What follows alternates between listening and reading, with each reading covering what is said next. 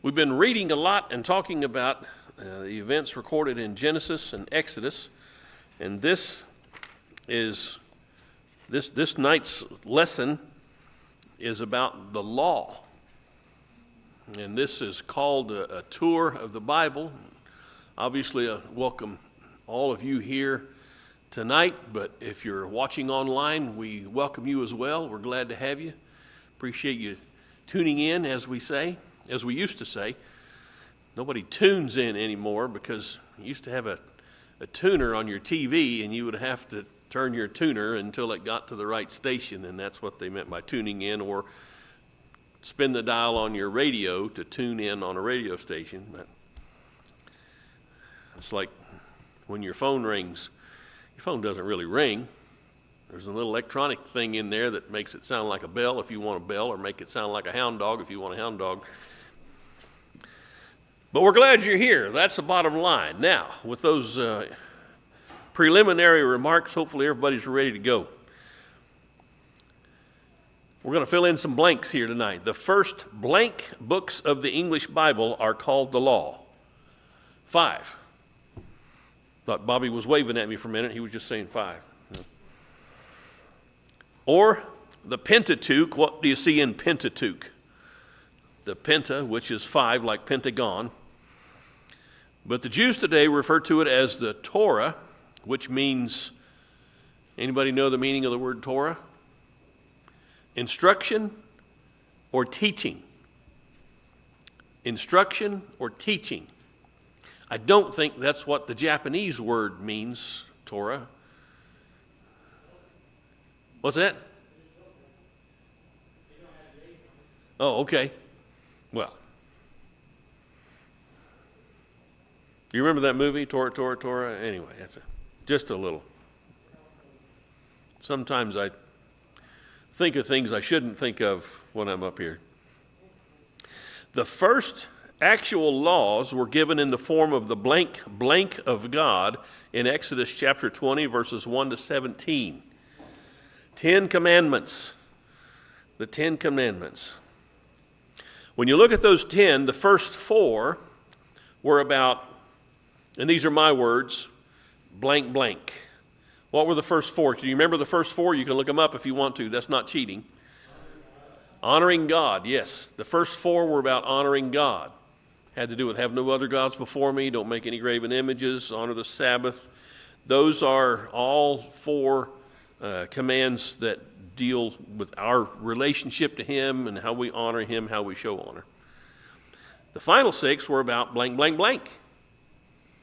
And think about the last 6. What were they? Don't murder, don't steal, don't covet your neighbor's wife or donkey or any other thing he's got. What's that?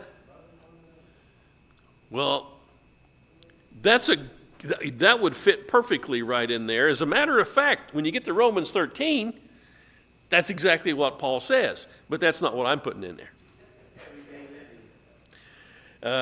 Everyday living, that would be good too. But I'm trying to keep it in the same vein as the first one. The first 4 were about honoring God. The last 6, honoring one another. I know, I make it too hard. But here's the deal. Here's one of the reasons I stuck with that idea. Sometimes we get confused about love, and we think love is a feeling, and we would never hurt anybody or do anything bad to somebody we feel love towards. But love is not really a feeling. Love is a decision. And it's like in the military. You guys that were in the military. You don't salute the person. What do you salute? You salute the rank. You salute. That's an officer you don't like, I guess. I'll salute him.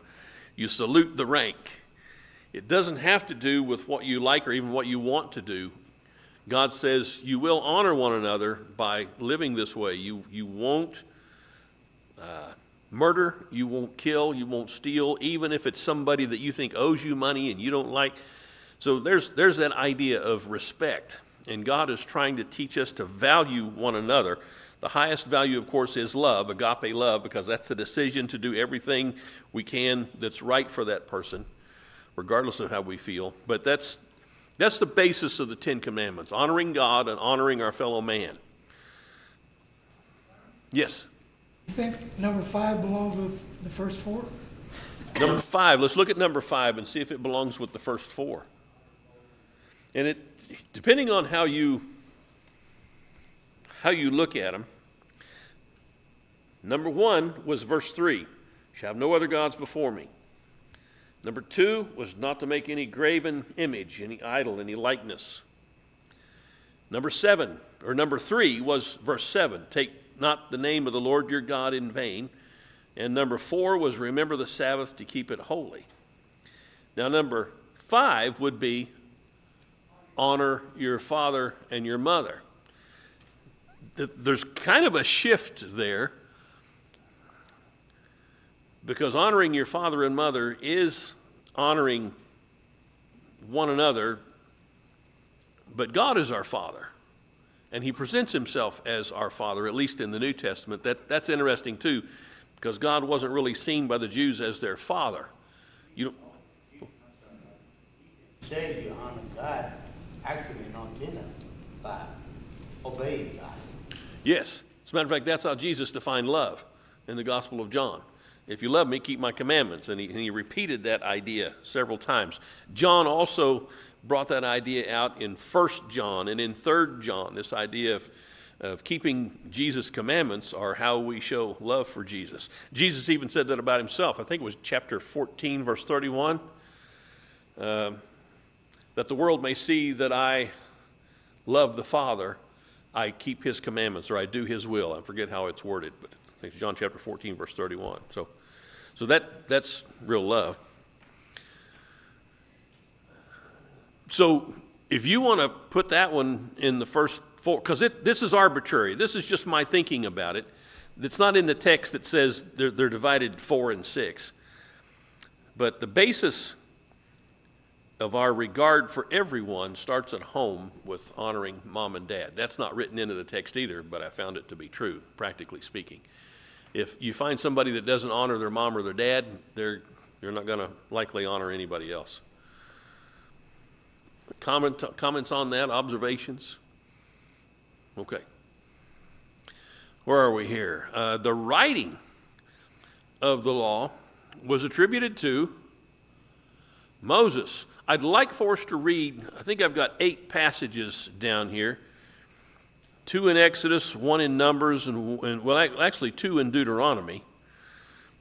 And we got plenty of folks here. We can read all 5 of these. And then once we've read these 5, we'll read the 4 from Jesus. There's 1 out of each gospel, and in each one of these texts where Jesus talks about it, it's a different context. So who would take Exodus 24:4? All right, John's got that. And chapter 4, verses... I'm sorry. 34, chapter 34, verse 27. It's got that one. All right. Rich has got that. Numbers chapter 33 and verse 2. And Kim? Deuteronomy 31:9. Dobby? And then the real long one. Deuteronomy 31:24 to 27. Long compared to the others. Anybody want that? All right, Bob. Titus, I'll have you. You'll be the first one in the next bunch. All right, so we're talking about the word, the law being attributed to Moses. Exodus 24:4. And Moses wrote down all the words of the Lord. Then he arose early in the morning and built an altar at the foot of the mountain with 12 pillars for the 12 tribes of Israel. All right, so what do you write down? All the words of the Lord is what the text says there. All right, chapter 34:27. Then the Lord said to Moses, "Write down these words, for in accordance with these words I have made a covenant with you and with Israel." All right. Numbers 33:2. Moses recorded their starting places according to their journeys by the command of the Lord, and these are their journeys according to their starting places. So this, I wrote history there in parentheses. In other words, he's writing down this little bit of history. And that is their journeys, where they went, where they traveled. Deuteronomy 31:9. So Moses wrote the law and delivered it to the priests, the sons of Levi, who bore the ark of the covenant of the Lord, and to all the elders of Israel. Very good. And then the long one, 31:24-27. It came about when Moses finished writing the words of the law, this law in a book, until they were complete, that Moses commanded the Levites who carried the ark of the covenant of the Lord, saying, "Take this book of the law and place it beside the ark of the covenant of the Lord your God, that it may remain there as a witness against you. For I know your rebellion and your stubbornness. Behold, while I am still alive with you today, you have been rebellious against the Lord. How much more then after my death?" Very good. Thank you all. You notice anything? Does anything strike you about this fact and what we're reading about Moses writing the law?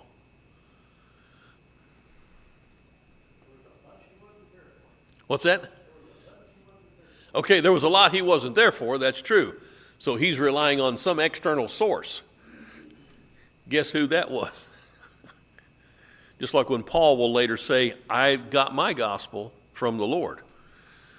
And this is long after the resurrection. Anything else strike you?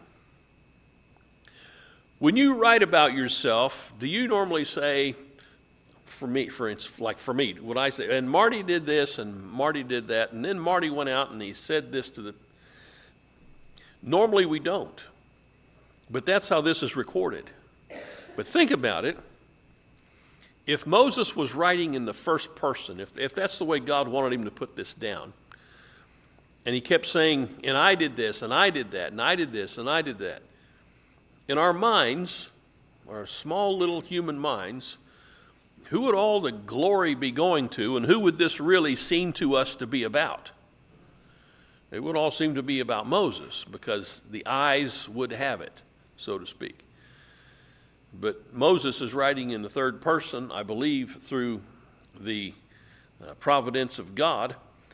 And so when we read this, we're reading more about God working with Moses to bring about the result that he had always planned.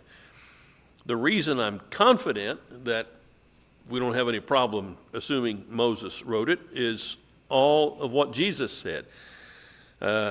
Titus, you've got Matthew chapter 8, verse 4. Who will take Mark 7:10? All right, John. And then Luke 16:31. All right, Shannon. And the last one there is John 5:45-47. Oh, that's a long one. That's the longest one we've got. That's 3 whole verses. Oh, the 2 blanks. The writing of the law was attributed to Moses. We haven't got down to those other 2 yet. We're coming to them. When we read these passages, then we will know. The light will shine upon us.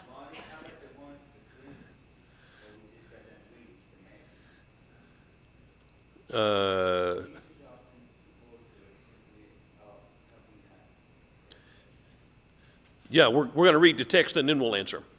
I know, I'm doing a little backwards, but... It's all right. Okay. I'll do John 5. All right, Titus, Matthew 8. And Jesus said to him, "See that you say nothing to anyone, but go, show yourself to the priest, and offer the gift that Moses commanded for a proof to them." Offer what? Offer the gift that Moses commanded for a proof to them.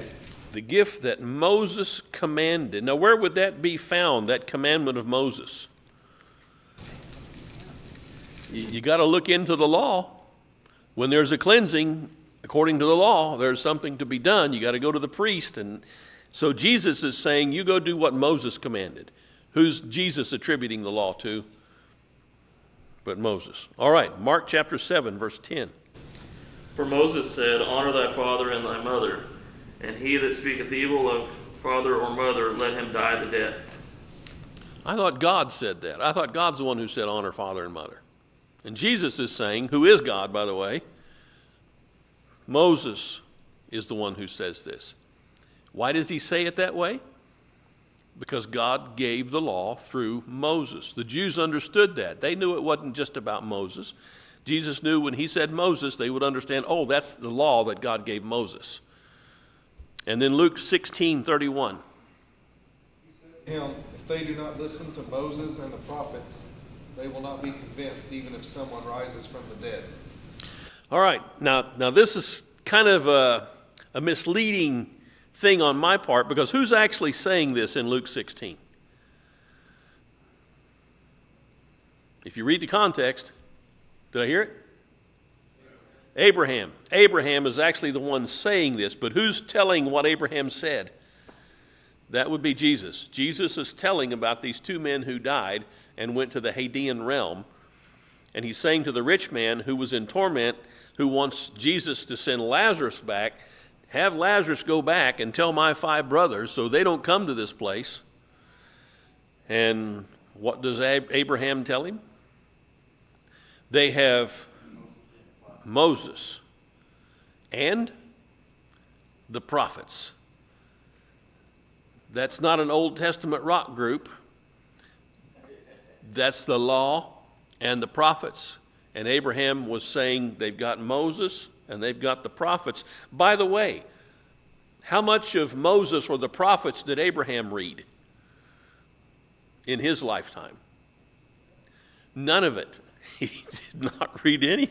Moses came a long time after Abraham, but here's Abraham in the Hadean realm who's giving comfort to Lazarus and telling the rich man who's in torment, hey, your brothers, they now have, he could have said a whole lot more than I ever had. They've got the writings of Moses and they've got the prophets. But he didn't say the writings of Moses. He just said Moses.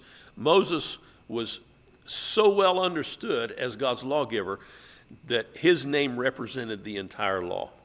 So, and then John 5. This is verses 45 to 47.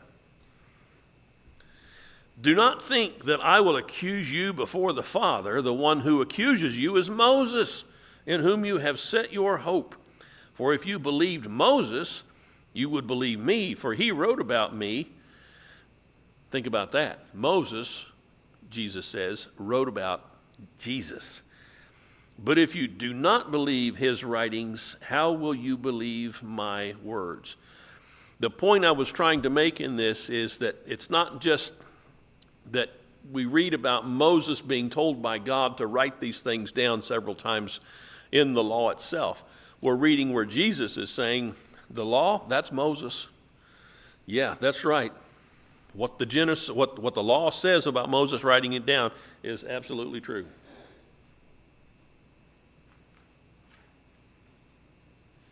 All right. So, in those blanks that was y'all were asking about, Jesus often referred to it simply as Moses or the law. The writings, also the writings. What's that? Yes, because the first text, go give what Moses commanded. Any of those things you could put in there. I was just going to put Moses in the law, but you guys are a lot more imaginative than I are, looking at the text and pulling these things out. That's great. That's what we need in class. All right. Much of the law is actually narrative.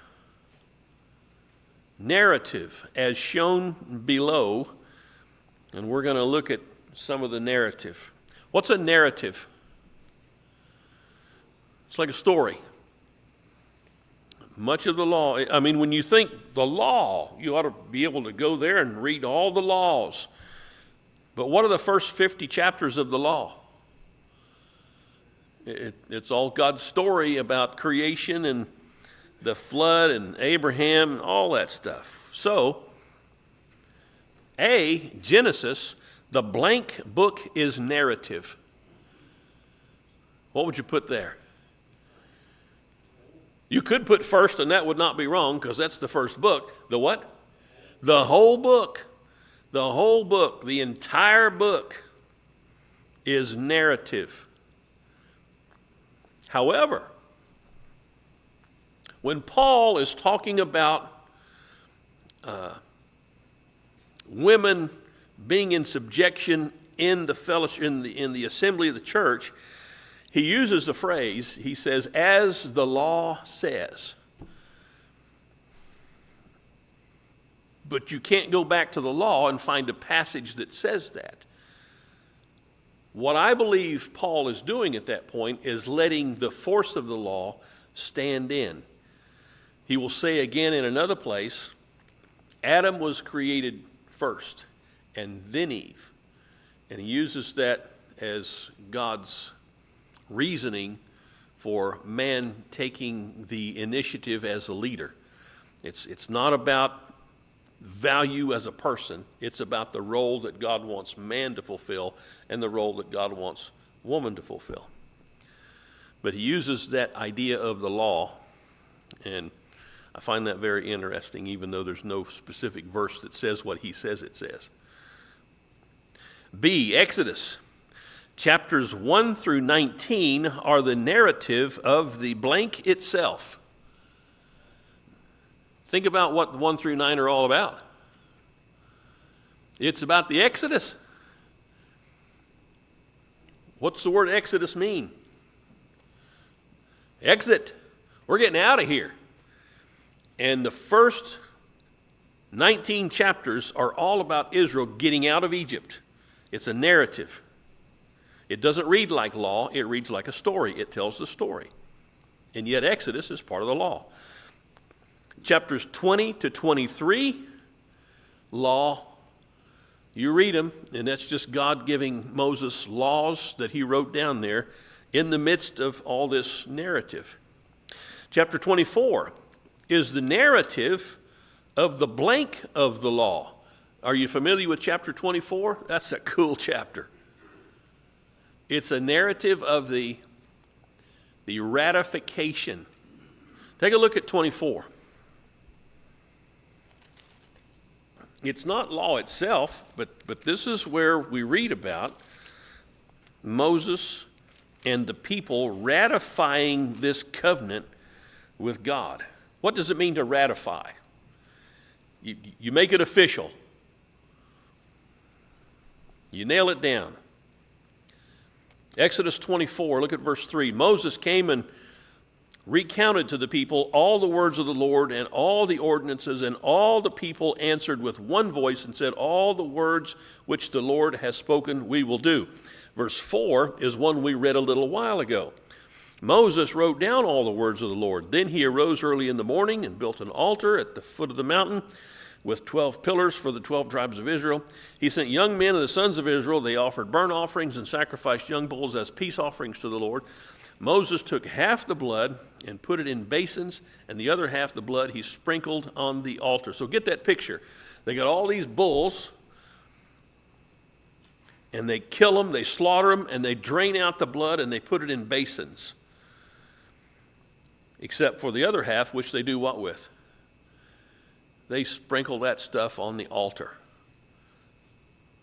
Then he took the book of the covenant. He's written it down. There's a book. And he read it in the hearing of the people. Wonder how long that took. I don't know if he read the whole thing, but he read it. That's what the text says. And they said, all that the Lord has spoken, we will do, and we will be obedient. Liars. So Moses took the blood of the... Sorry, it just kind of creeped out there. Because if I were to read this about myself, I'd have to say the same thing. Oh yeah, Marty, I'm going to do everything Jesus said. Liar. I'm going to keep his word. Liar. Because wretched man that I am. We were talking about it, me and a couple other guys. In Genesis 6, it says the same thing it says in Genesis 8. Genesis 6 is before the flood, and it says, men's hearts are evil continually. Chapter 8 is after the flood, and it says the same thing. I know that man's heart is evil continually. And there's only 8 people left. And God doesn't say, well, now there's only 8 people left, 8 righteous people. I know that we're not going to have a problem with men's hearts anymore. No, he says the same thing in chapter 8 that he says in chapter 6. So anyway, they're ratifying this covenant, which is exactly what they should have done. It was the very right thing to do. Moses took the blood and sprinkled it on the people. And he said, "Behold, the blood of the covenant which the Lord has made with you in accordance with all these words." I don't know that he sprinkled it on all of them. I doubt that. There were probably 3 million or more. But he sprinkled it at least representatively on the people. So this is a covenant ratified with bull's blood. All of this, remember, is a foreshadowing of what's to come. When Jesus is instituting, that's a kind of a cold, hard word, but when he's given us the Lord's Supper, he's setting that all up at the Last Supper. What does he call the fruit of the vine? The blood of the covenant. And it's not bull's blood anymore. But he's saying, when you drink this juice, you're remembering my blood. My blood is the blood of the covenant. That bull's blood, that was just a shadow of the reality. My blood is the reality. That's the blood of the covenant. That all the blood of those animals shed for those 1,500 years. And even before. When Abel offered his sacrifice, that animal's blood was foreshadowing Jesus' sacrifice. All of that was leading up to this. Paul would write of the law, and he would call the law something. What did Paul call the law in Galatians chapter 3? The law was our blank schoolmaster to do what? To bring us to Christ. So when we're reading this, we're seeing the words of God that are supposed to bring us to Christ. And I'm dragging my feet here. Chapters 25 to 30, instructions for while I've been talking, you've had enough time to read this. Where the tabernacle and the priesthood, all the stuff about the tabernacle. Chapter 31, God's commissioning of craftsmen. Mike was talking about this a couple weeks ago in one of his lessons. God commissioned craftsmen to do the work of building everything they needed for the tabernacle and the clothing and everything that was needed. Chapters 32 to 40 of Exodus. This is a narrative of the building and blank of the tabernacle. The word to put there is consecration. They didn't simply build it, but once they had it all together, it was consecrated. Just like the priests. Aaron was selected and his sons were selected to be the high priest. They made the garments, they made the turban, they made the breastplate, they made all that stuff, and then they were consecrated as priests before they could serve. All right, Leviticus chapters 1 to 9 outline sacrificial laws. That's what you read about in the first 9 chapters of Leviticus. It might sound boring, but there's a repetitious phrase you will see that is not boring when you understand what it means. And that phrase is, "It shall be forgiven him. It shall be forgiven him. It shall be forgiven him." When the priest does what's supposed to be done with the offerings and the sacrifices, there is forgiveness. When I was a kid, I kept hearing from some of the old timers this idea of sins being rolled forward. No sin was forgiven until Jesus came. That's not true. Forgiveness takes place in the mind of God, and God forgave sins under the old covenant. He didn't pay for them until Jesus came, but he did forgive them. That's what Leviticus tells us several times. But that's the sacrificial laws. Chapter 10 is the narrative of Nadab and Abihu, who were blank, blank.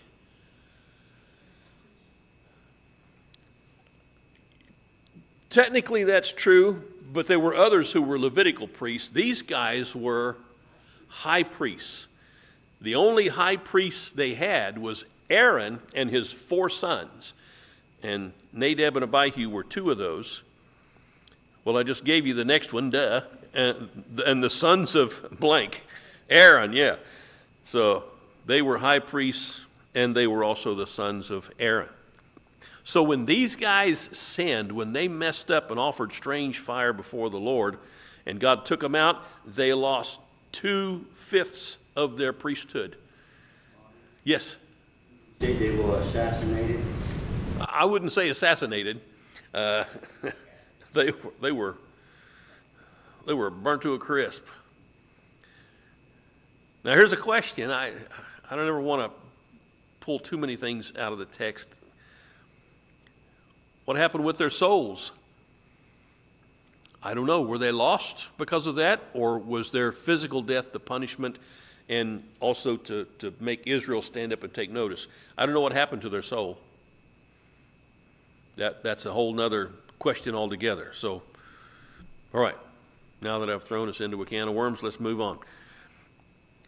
Chapters 11 through 27, that's a lot of chapters, but those are just various laws. That is just runs the gambit of different kinds of laws. And that's the end of Leviticus. Then in Numbers, chapters 1 to 2 record the first census of Israel, and God's layout for their encampment. God says, here's how I want all the tribes to camp. We're going to put the tabernacle in the middle, and this tribe's going to be on the east, and these tribes are going to be on the west and south. Everything's going to be laid out according to God's plan. Chapters 3 to 5, laws regarding the, here you go, Bobby, Levitical priests. Men from the tribe of Levi could serve as priests, the caretakers of the tabernacle, the guys who worked, the guys who carried it, because when they moved, and they moved a lot, everything had to be covered over. Nothing was supposed to be visible to outsiders. Everything was covered, and nothing was supposed to be, not any of the furniture was supposed to be touched. They would put those gold rods through there. Well, the rods weren't gold. They were made of acacia wood, but they were overlaid with gold. And then they put those rods through there, and everything's covered, and they carry this stuff. They transport it everywhere it goes. They're the ones who gather the firewood for the sacrifices. How long did that fire have to be lit? All the time. So don't think if you weren't a Levitical priest where you could skate because you didn't have that much to do. I mean, if you weren't a high priest, because if you were a Levitical priest, you had all kinds of work to do. Anyway, that's what the Levitical priests were, and those are the chapters that outline their work. Chapter 6 is the law of the Samson. Don't put his name in there, but he was one of these guys. Nazarite, law of the Nazarite. Who else was probably a Nazarite? I would say John the Baptist, very possibly a Nazarite. Doesn't say that, but. Chapter 7 is a narrative of the leaders' offerings. God saw fit through his Holy Spirit to put in the book, this is how the leaders gave, and a very detailed description of everything they gave. Chapters 8 to 10, more law. Chapters 11 to 14, these are narratives, all kinds of narratives. The people blank, what do the people normally do in Numbers? They complain. They complain. Miriam and Aaron blank against Moses. They complain against Moses. Then you have the selection and sending out of the blanks into the land of Canaan. I should have put into the land of Canaan. That would have made it more clear. The spies, they selected spies, one from every tribe. And then you have a narrative of the people blank based on the report of the spies. They complain or they rebel, either one of those. It was rebellion, definitely. And then you have God's declaration of a blank blank hold on the promised land. That's 40-year hold on the promised land. We were going to go in, but not now. Taking your kids to Brahms for ice cream, and they're screaming and yelling in the back of the van. You say, all right, we're not going to Brahms anymore. It's never happened to me, but I just thought that might be a good example of something like this. Yes? They complained a lot. Read 1 Corinthians 10, and that's what Paul brings up there. The Spirit says, Paul, tell them about the complaints of the Israelites and how they were dropped into death. God let their carcasses fall in the wilderness because they were such complainers. Complaining is an affront to faith. If you believe, you got nothing to complain about. All right, back page. Continuing with Numbers, chapter 15 is law, more law.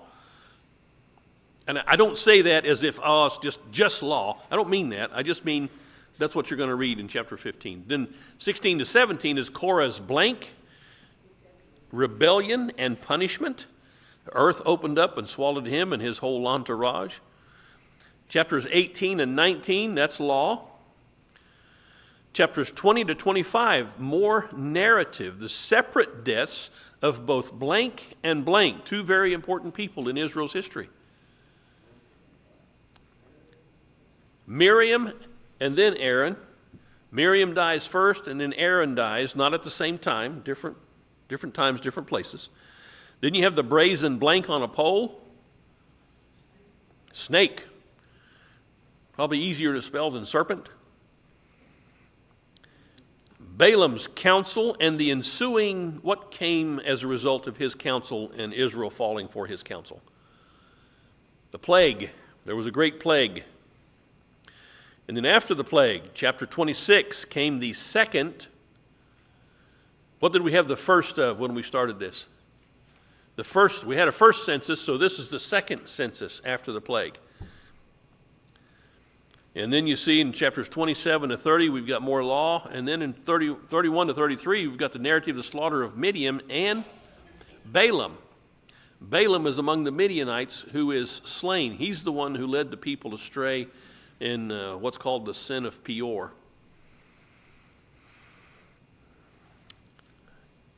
(34 to 36) law. Oh, I missed the continuing narrative there about Reuben, Gad, and the half tribe of Manasseh. They settle blank of the Jordan, east of the Jordan.